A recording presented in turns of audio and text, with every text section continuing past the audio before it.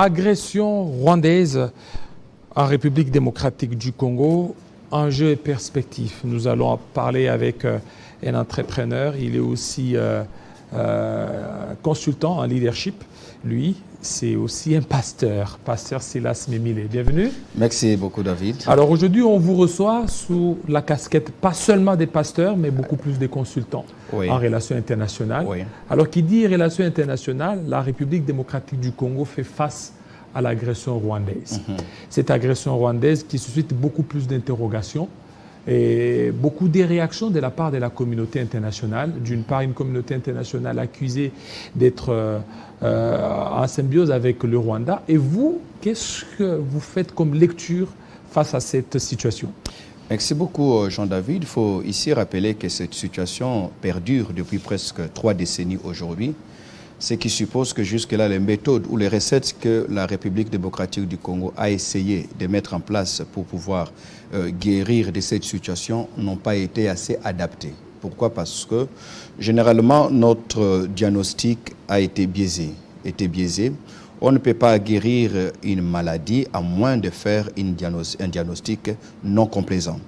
Et pour des situations comme celle-ci, il faudrait y appliquer une thérapie à la fois rigoureuse mais aussi globale. Pourquoi nous en sommes là? Qu'est-ce qu'il faudrait faire pour que nous puissions sortir? Non pas juste pour 5 ans, pour 10 ans, mais retrouver une paix durable. Et pour cela, il faudrait comprendre, Jean-David, que dans les relations internationales, les rapports entre les États sont régis par une théorie ou par une loi. C'est la loi des rapports de force.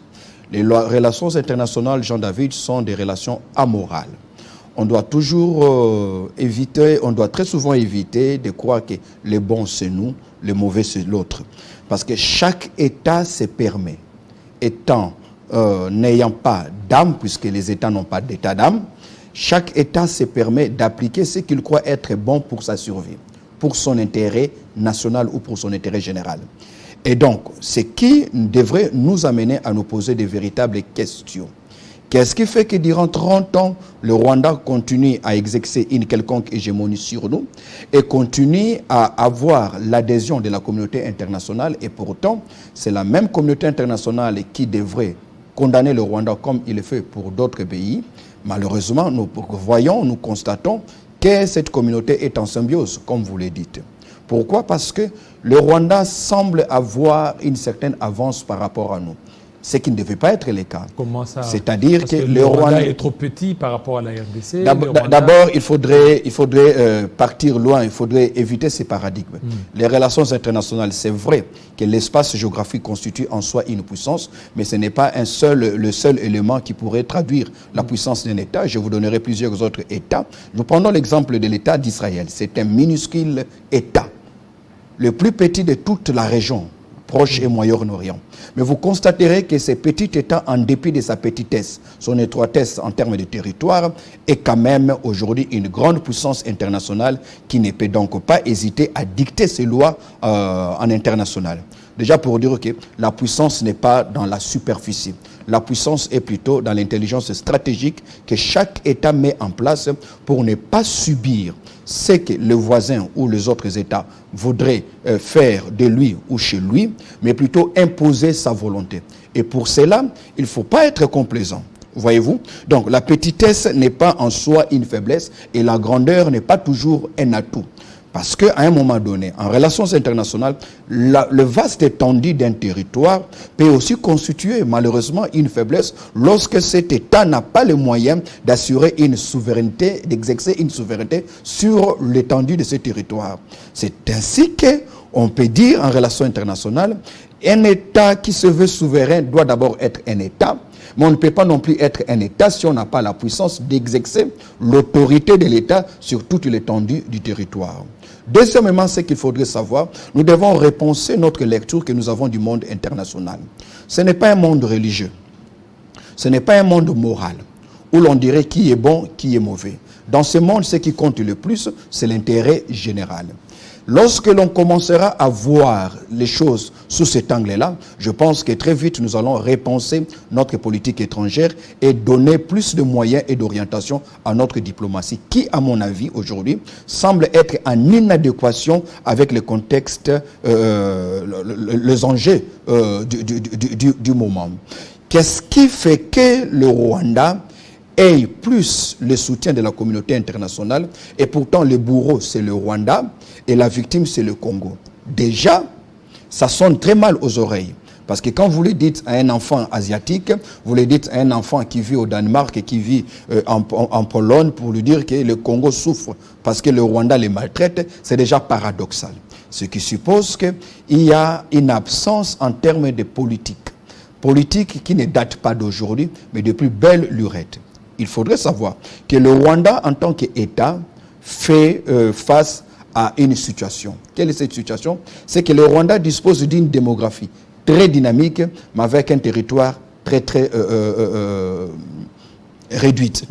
Donc, tôt ou tard, même si on finissait par trouver une accalmie aujourd'hui, on finissait par trouver une attente aujourd'hui, tôt ou tard, faisant toujours face à ces problèmes-là, le Rwanda voudrait encore tenter de mettre en place sa vision expansionniste pour gagner plus de territoire chez nous, le Congo.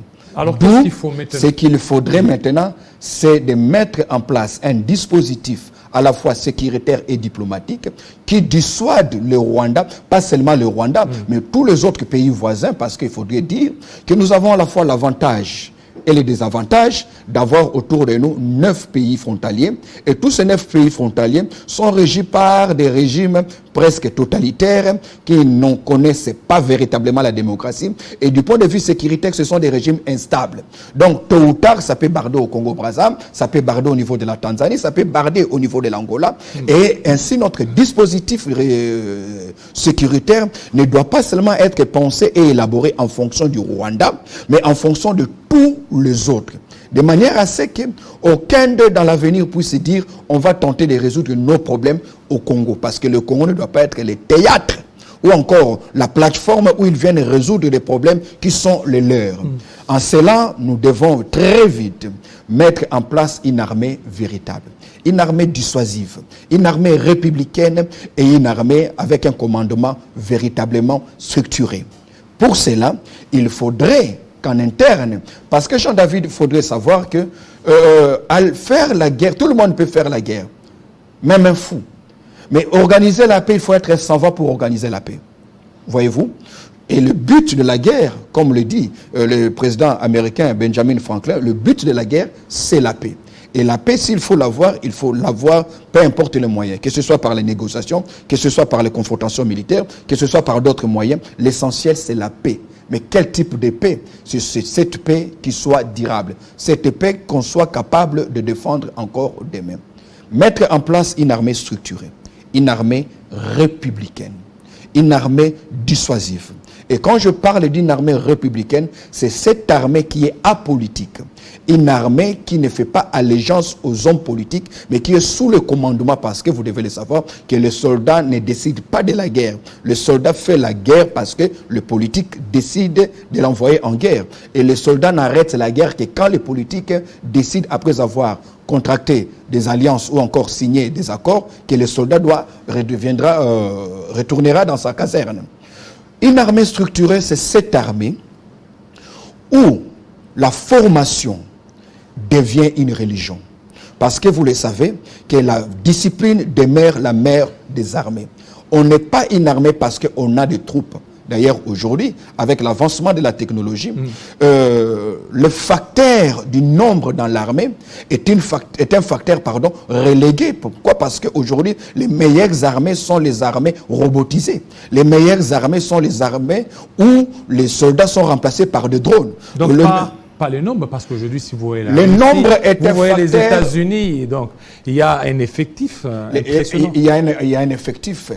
Les normes continuent à être un facteur important, mais ce facteur n'a plus la même importance qu'il avait il y a 15-20 ans passés. Pourquoi aujourd'hui nous sommes dans un monde moderne? Aujourd'hui, on peut attaquer Kigali sans envoyer un seul soldat à Kigali. Aujourd'hui, on peut recourir, comme l'armée israélienne le fait, en envoyant des drones bombarder Gaza, sans que l'on puisse franchir le territoire israélien. On peut peut-être violer son territoire aérien, mais sans qu'il y ait un soldat. Pourquoi? Parce qu'aujourd'hui, on met l'argent dans l'arsenal, on met l'argent dans la technologie pour justement préserver la vie des soldats. D'où le nombre de soldats compte. Mais le nombre de soldats n'est plus ce facteur déterminant pour dire qu'une armée est puissante. Un autre facteur qui fait qu'une armée soit déclarée ou encore reconnue comme une armée puissante, c'est le niveau moral de l'armée, le niveau de la motivation de l'armée. Et pour ça, je pense que le chef de l'État, avec ce qu'il dit et ce qu'il a entré, comme on voit comment il se débat pour améliorer les choses, il faudrait très vite réduire cette injustice où les soldats touchent presque des miettes et les hommes politiques ont des émoluments injustifiable. Parce que dans un État qui se dit un État en guerre, il faudrait comprendre que la guerre n'est plus une... Le conflit, avant qu'il ne se mue en confrontation militaire, c'est l'affaire de l'État, de l'armée. Mais une fois que l'État se dit en guerre, la guerre n'est plus une affaire exclusive de l'armée, elle devient une affaire de la nation tout entière.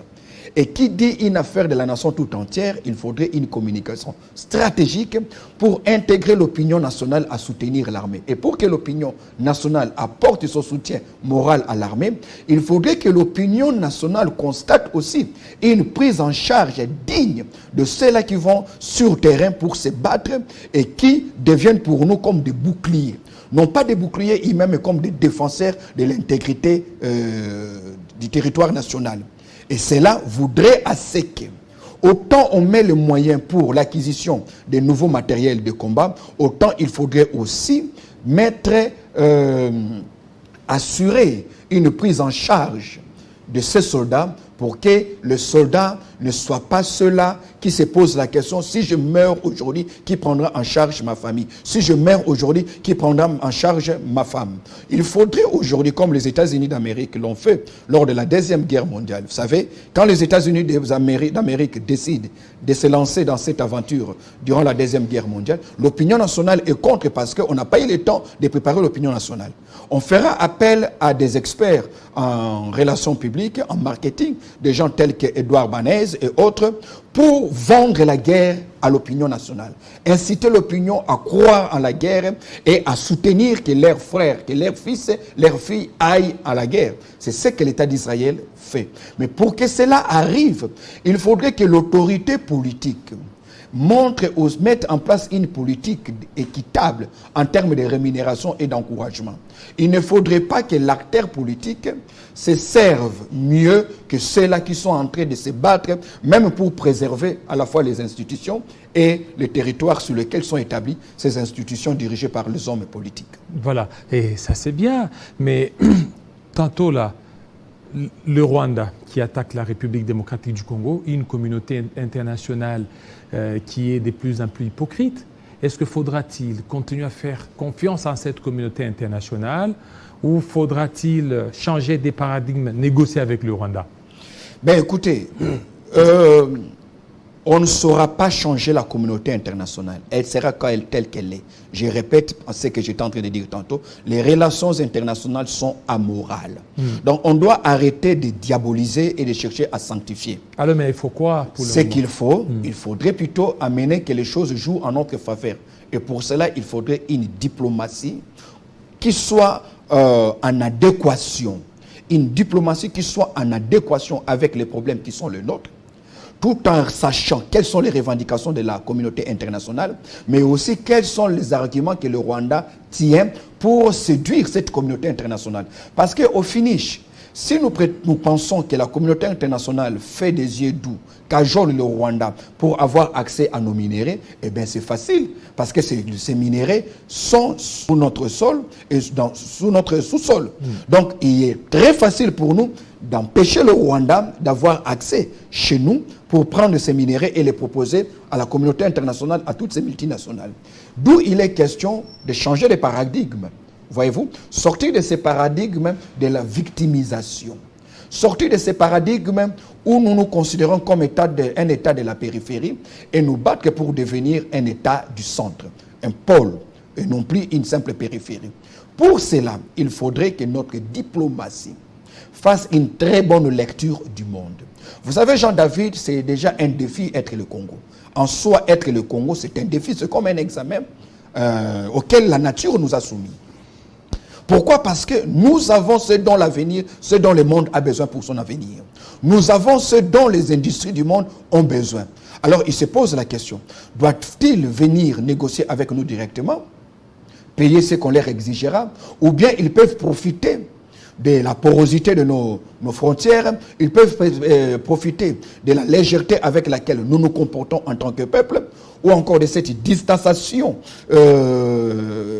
collective que nous prenons avec nos propres ressources et notre terre, ou bien ils doivent aller chez le Rwanda, qui fait se faire passer pour un commissionnaire pour des biens qui ne sont pas à lui, alors que ces biens nous appartiennent.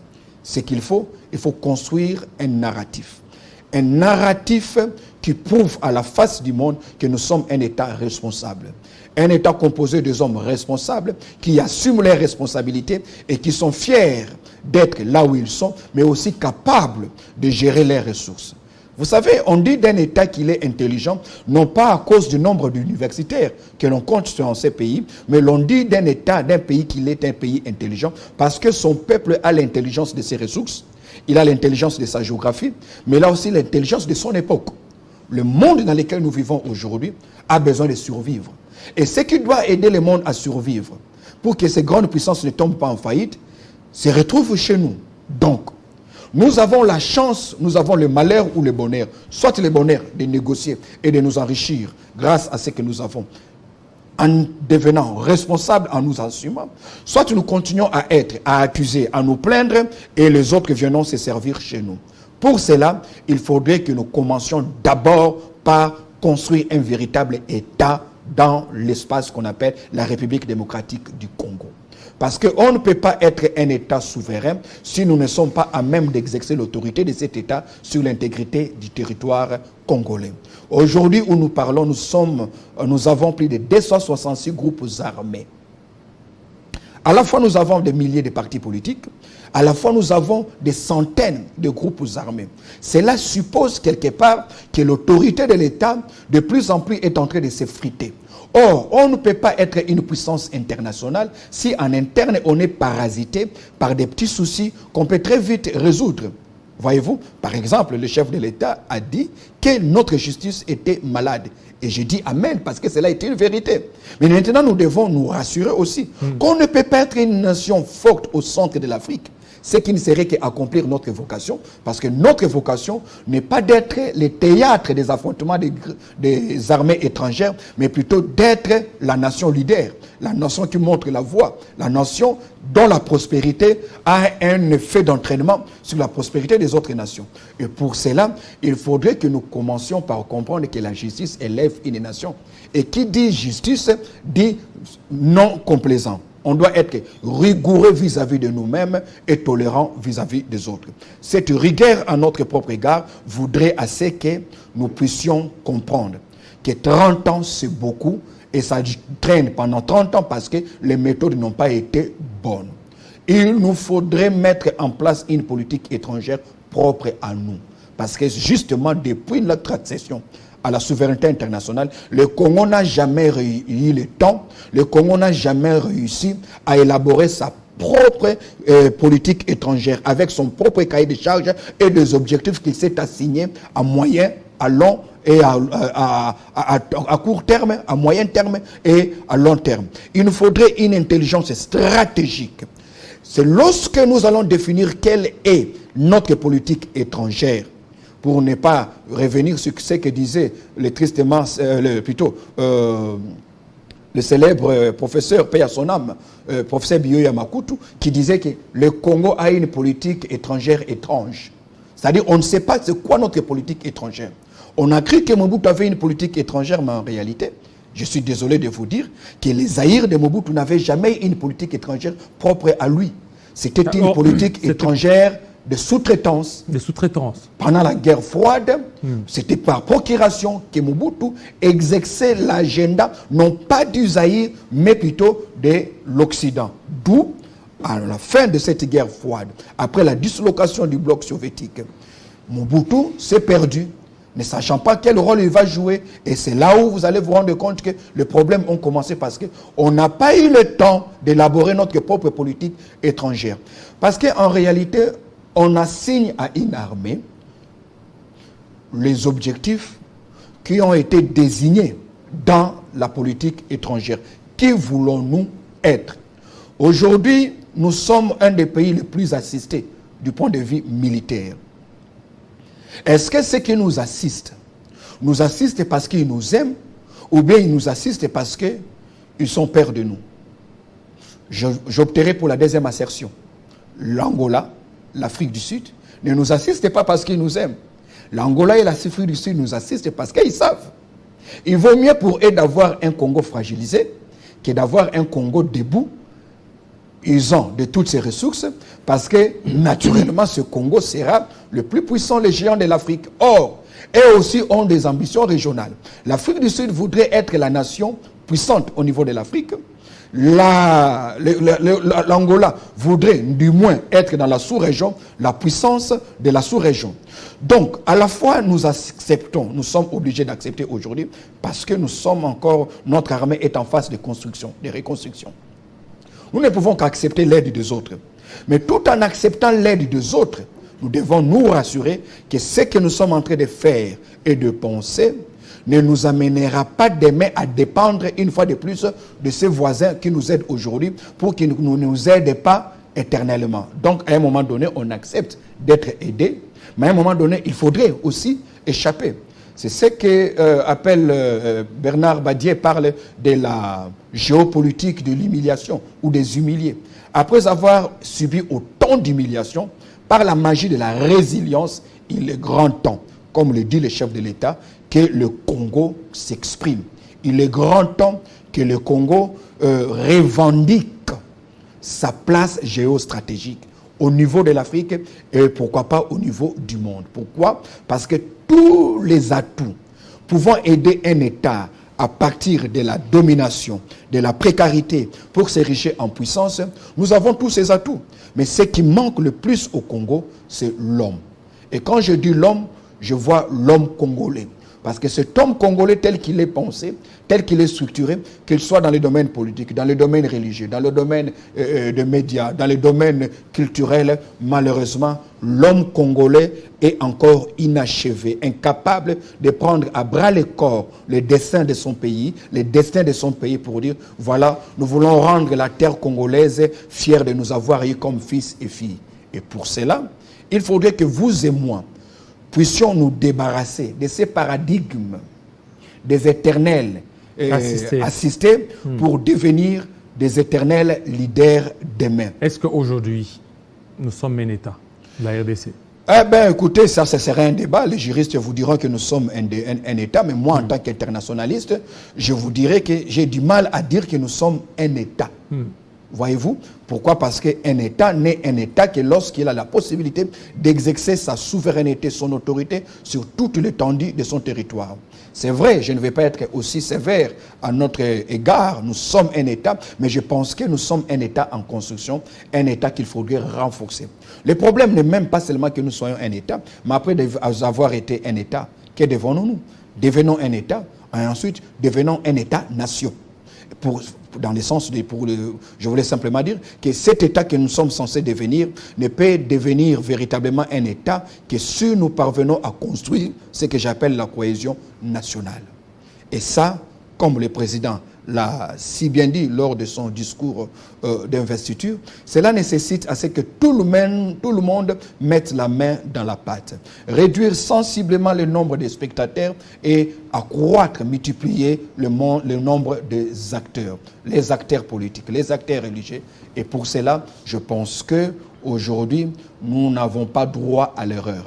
C'est vrai que nous avons toujours connu des situations semblables à celle-ci depuis 1996. Voyez-vous, aujourd'hui nous sommes en 2024, presque 28 ans, où nous sommes en train de subir les conséquences d'une politique voulue en international, mais voulue aussi dans la sous-région par le Rwanda, l'Ouganda et autres. Et jusqu'à quand allons-nous finir par mettre fin à cela? C'est lorsque nous allons décider de construire cet État-nation, en donnant la priorité à la cohésion nationale, en parlant tous le même langage, en dépolitisant la question de la sécurité pour la nationaliser. Voyez-vous, que la question de la sécurité nationale ne soit plus perçue comme une question du pouvoir ou du président Fachi. Ce n'est pas la vie du président qui est en jeu, ce n'est pas sa famille qui est en jeu, mais c'est la survie de l'État congolais hier.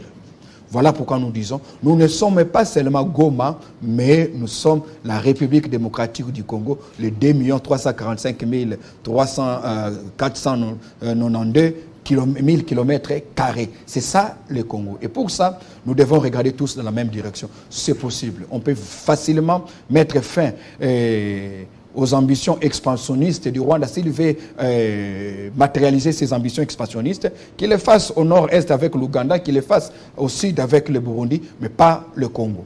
Merci, merci beaucoup. Merci à vous, entrepreneur, doctorant aussi en relations internationales. Merci. Merci à vous, fidèles téléspectateurs. Restez branchés sur Télé 50. À très bientôt.